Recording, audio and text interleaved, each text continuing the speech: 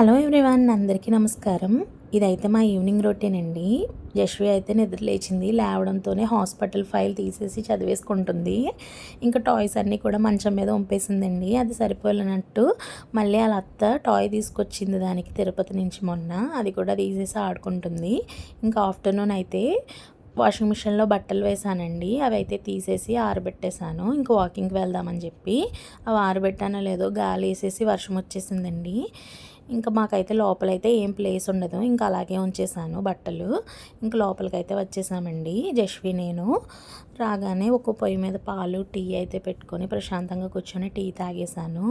ఇంకా బెడ్రూమ్లో చేసింది సరిపోదన్నట్టు వంటగదిలో కూడా వచ్చి చక్కబెట్టేస్తుంది చూడండి. ఎందుకు అలా తీస్తున్నావు అని చెప్తే నవ్వుతుంది. ఇంకేం చేస్తామండి, మళ్ళీ అయ్యి ఇయ్యి సర్దుకుంటాను. ఇంక మా వారైతే ఫోన్ చేశారండి, వర్షం తగ్గిపోయింది కదా, బయటకు వెళ్ళొచ్చు, చాట్ తినొచ్చు, రెడీ అవ్వండి అని చెప్పి. ఇంకా జశ్విన్ కూడా బయటకు తీసుకెళ్ళి చాలా రోజులు అయ్యిందండి. ఇంకా చాట్ తినడానికి అయితే వచ్చాము. వాకింగ్ అయితే పోయింది ఈరోజు. ఇంకా చాట్ కూడా తినేసామండి. అందుకే మా వారు నేనైతే చాట్ తిన్నాము. జశ్వి పాప అయితే ఓన్లీ పూరి తిందండి, పానీపూరి. ఇంక ఇంటికైతే వచ్చేసామండి చాట్ తిని. మార్నింగ్ అయితే పప్పు అయితే నానపోసానండి.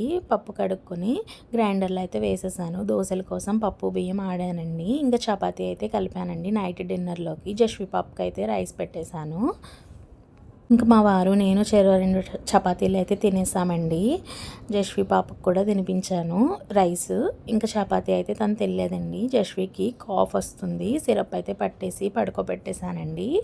ఇంకా చూసారా, డిన్నర్ అయిన తర్వాత గిన్నెలు అయితే ఇన్ని వచ్చినాయి. ఇవన్నీ నీట్గా క్లీన్ చేసేసుకున్నాను.